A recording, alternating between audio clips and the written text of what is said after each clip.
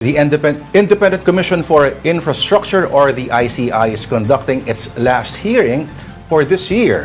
And for details, we have mobile journalist Arles de los Santos. Arles, okay. Bukod sa tatanungin ko kung ano nararamdaman mo, huling hearing na for this year. Okay. Nakasalang pa rin ba hanggang ngayon ang Congressman Nicanor Briones bilang resource person na humiling ng executive session? Lord, ngayong araw nga ay nakatakda ang huling pagdinig ng Independent Commission for Infrastructure patungkol sa mga maanomalyang flood control projects ng pamahalaan. Kasama nga sa mga humarap ngayon si AGA Party List Representative Nicanor Briones.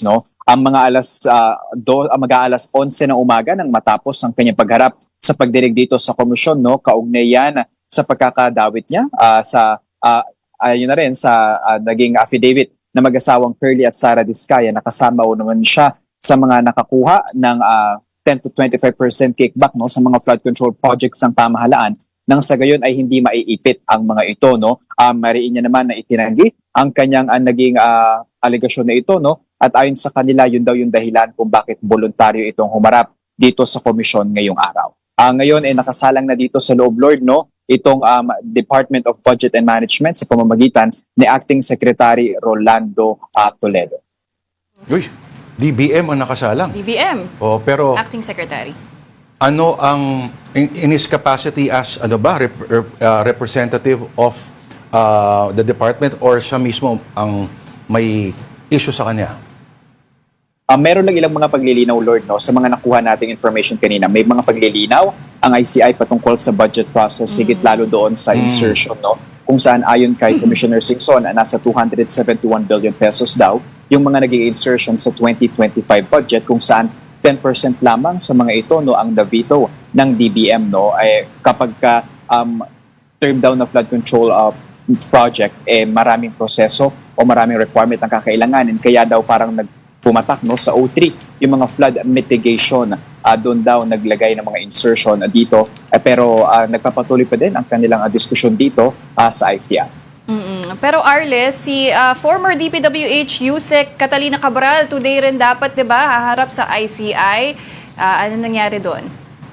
So far, Pauline, no show pa rin si Cabral ngayong araw. Wala pang kumpirmasyon ng ICI kung dadatlo nga ba ito o hindi. Pero kasi so far, usually 9:30, 10:30, and then 1:30 p.m.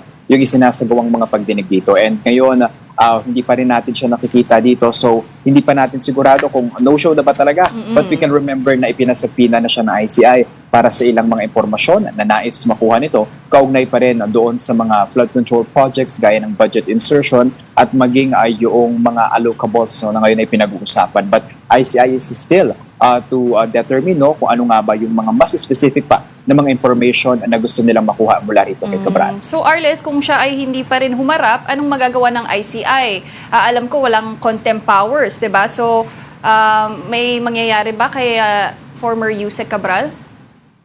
Wala pa tayong kasiguraduhan, Pauline, na kung ano nga ba yung magiging sunod na hakbang ng ICI para mapaharap muli si Undersecretary Catalina Cabral, because wala silang contempt powers kagaya nga na nabanggit natin. At bukod pa dyan, I believe ito yung dapat na pangalawa na pagharap niya. Yes. Nung nagsimula ICI, kasama siya doon sa mga unang personality. But we're going to wait kung ano magiging tugon dito ng ICI. But at least for now, ngayong Lunes, huli na araw na pagdinig na para sa taong 2025.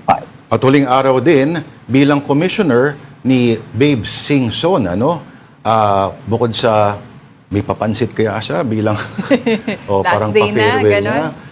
Meron bang, at alam ko nag-press conference rin naman noon Yes.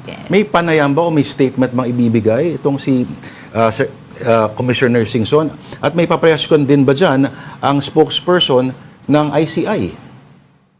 Sa ngayon, Lord, wala pang kumpirmasyon kung meron nga bang press conference mamayang hapon. At ngayon, makikita naman ninyo sa inyong screen, andito si ICI Commissioner Babe Singson. So far, kompleto yung mga commissioner na nagpadaloy ng pagdinig ngayong araw.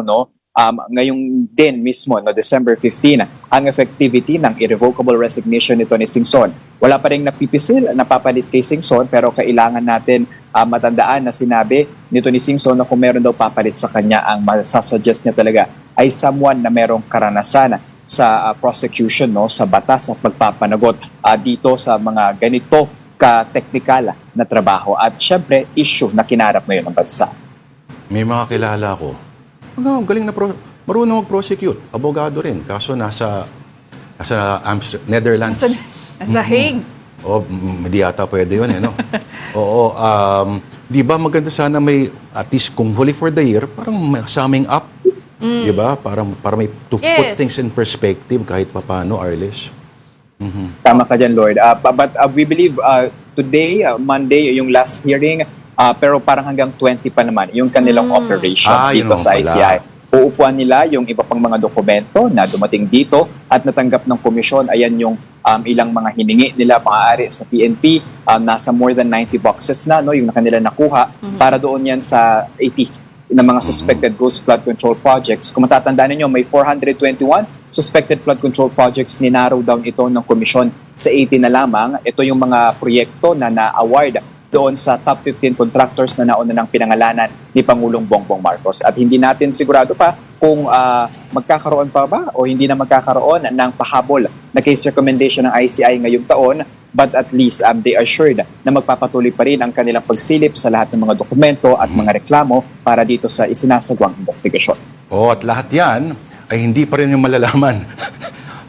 Hanggat hindi sila nagbibigay ng statement or summing up or summary to be recommended to the Ombudsman. Pero, wala ka ba napapansin? Yung araw na to, December 15, may nangako dati anong mangyayari by December 15. May makukulong. Makukulong na daw. Sabagay, hindi pa naman tapos yung araw. Oo nga. Di ba? Arles, ano Marami pa tingin mo? pwede mangyari. May makukulong o wala? Tingin mo lang.